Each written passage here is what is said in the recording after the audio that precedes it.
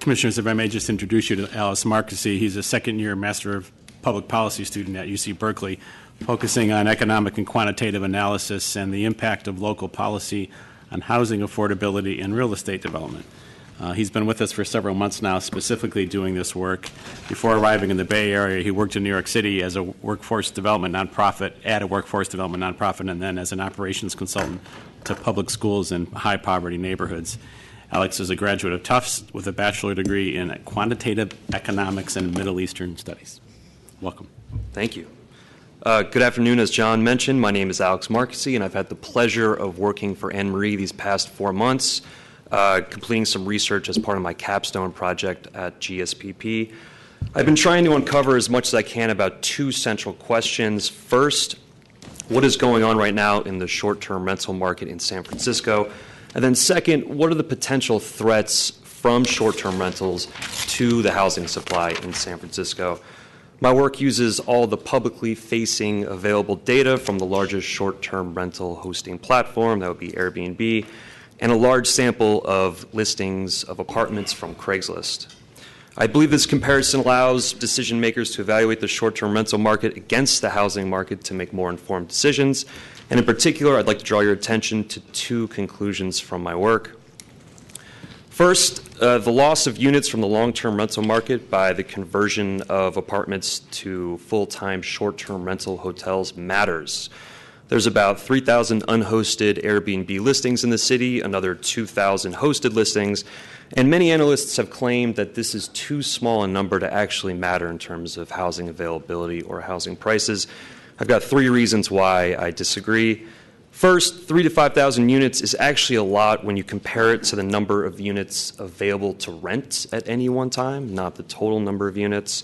The rental market, as we know, is extremely hot in San Francisco. Vacancy rates are very low. And so 3,000 to 5,000 units are actually a lot when you compare it to the about 5,000 to 10-ish thousand units available for rent at any one time. Second, and more importantly, the impact of short-term rentals is not spread evenly throughout the city. The majority of units, and especially the majority of units we believe are commercial high-intensity units, are located in the central and downtown areas, the Mission, the Haight, Castro, and hundreds of units being taken off the long-term rental market in those areas could add to the intense housing pressures they are currently experiencing. Finally, the market is evolving. We should expect that more and more people will want to use short-term rentals in San Francisco. Traditional hotels are reporting that they are essentially completely full at the moment, and there are almost no new hotel units coming online in the next few years. There were reportedly 130,000 visitors who stayed in short-term rentals last year, and I expect that number to rise. The second conclusion to highlight is that it may be possible to set the cap for unhosted rentals higher than the current 90-day limit before we start incentivizing the conversion of long-term rentals to short-term rental hotels. My analysis, as I mentioned, looked at the prices of 3,000 unhosted Airbnb units and compared them to the prices of about 9,000 Craigslist units, and found that based on this estimate, a cap of about 120 to 180 days will result in incentivizing almost no conversions. I'd like to throw a few caveats out there. First, the statistic I just mentioned only refers to which is more profitable, not what people are actually doing. And so what I'm saying is that we are incentivizing landlords to make more money off short-term rentals only when the cap is much higher than 180 days. Second, my analysis does not consider at all the impacts of hosted rentals and the impact of a cap on how many rental bedrooms are taken off the market or how many roommate situations are removed. Third, I believe that this data is reliable, but I acknowledge it is not perfectly accurate, and I strongly urge the Commission to view this as economic guidelines and not as exact scientific estimates. So I'm still working on my report. A full version will be completed in mid-May. It will be posted on the Planning Department's website, and I'd be happy to answer any questions during this hearing or later. To sum up, the two conclusions that I'd like to stress are, one, that the loss of units from the long-term market due to short-term rental conversions matters, and then second, the 90-day cap could be raised without further incentivizing the conversion of long-term rentals into short-term rentals. Thank you. Thank you.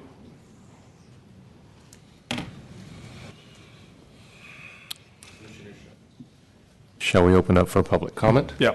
Okay. And just for the benefit of the public, we will be taking those disabled persons first, and everyone's comments will be limited to 2 minutes.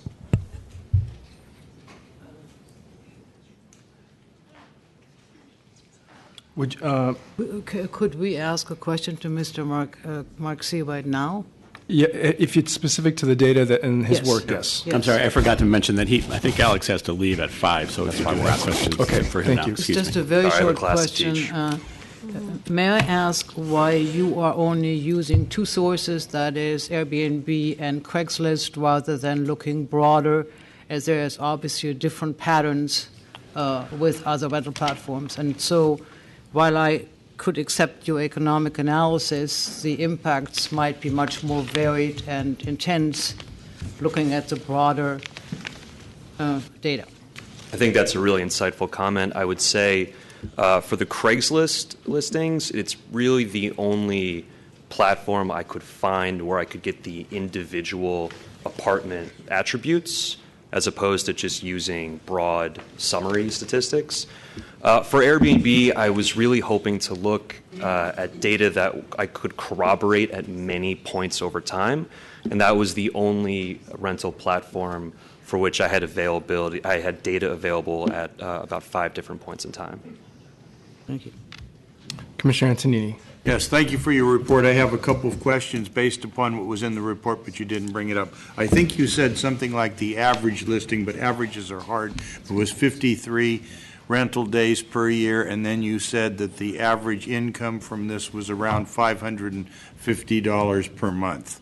Obviously, there's some that are rented a lot more and are making a lot more, but is that accurate to your report? So as I mentioned at the end of my comment, that I really hope we take these numbers as guidelines. So when I was trying to estimate revenue, I do not have actual booking data from Airbnb, so it's impossible to get an exact number about revenue or occupancy rates.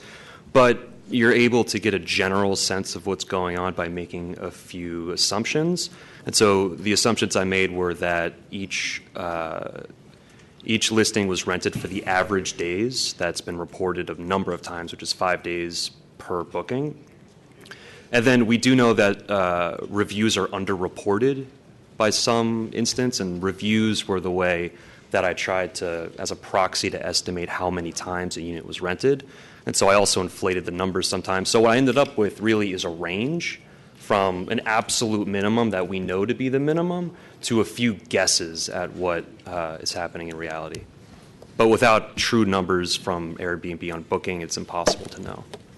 But even with your high-end estimate, it must be low enough that you can make the conclusion that you could allow 120 to 180 days, because if the money that is gained from the short-term rental is not adequate enough, then it's certainly the landlord makes more by renting it to a permanent residence for an entire year. So that's an important point that you made in your report. And I would think that's how you came up with that. Yeah, absolutely. So the break-even analysis I did was really about which one is more profitable, not necessarily about whether Airbnb is profitable at all. So that's the only distinction I would add. I think it's break-even for the host, not Airbnb, but the host. Not for Airbnb, exactly. It's Host whoever has is to make money. Yes, absolutely. And that may be the defining factor, because it's, if someone is constantly having to put up with different people in their rented unit, there's certain inconveniences for that. So unless it's a substantially better type of situation, they would be more inclined to just get a renter and have them there permanently. It's a good point, and I will have that in my final report in mid-May. Thank you. Promise. Commissioner Richards. One question. Your basis for all of your recommendations were purely economical. Did you consider any other non-economical reasons like conveniences and things? And how did you kind of handicap those? So is your question, did I include any non-monetary incentives that landlords might have? So I'm currently working on a new model that includes landlords' aversion to rent control or other reasons for holding units off the market. We know that every year landlords withhold units for lots of different reasons. And so I'm hoping to include that into a further analysis about how much landlords can expect to make over a 10-year period. But this analysis really just looks at the next year, and so I didn't think it was necessary to include if I'm that. a landlord, I'm averse to rent control and getting somebody in there and maybe be afraid to get them out for whatever reason. This helps me continue to keep that unit off the market because it still provides some level of income versus just sitting there vacant. Right, that would be the theory. Okay, thank you. Commissioner Johnson. Thank you very much. I have a very, very quick question. In your report, you say that the vast majority of units are rented out full-time for STRs. There's a very small number of them, and they tend to be concentrated more with commercial, I guess you can't call them users. They're users of the service, but they are the owners of the properties. And you arrived at a number of 3 sort of average units per commercial. Did I read that correctly, or I was asking about that. So there's a few different numbers you might be referring to. I tried to estimate the number of the number of bookings per month for the distribution of Airbnb units. And so the number of 3 or 3.5 represents the very upper end of that distribution, so the top 10% or so of most intensely used Airbnb units are rented out about 3 or 3.5 times per month. There was that, but I think you also talked about commercial users and the density of the units that they control. So sort of saying that commercial people who sort of get a lot of income from short-term rentals by renting out units full-time tend to control more than one unit? So that's one question I think that's really difficult to answer, and it's incredibly difficult because we know how many units a host has on Airbnb, but we have no idea whether that host is a booking agent, for instance. So each of those listings could be owned by a different individual, even though they're all managed by the same booking agent. So on page 17, I have how many hosts list multiple units. And so we know that about 10 to 15% of hosts on Airbnb have more than one listing, but it's not possible to say from that all of them are actually, multiple. Yeah. Okay. Thank you. Very much appreciated. That's what I highlighted. Okay, very good. Thank you. Very good information, and I think good use of staff and with this kind of reporting. Thank you. All right. Thank you.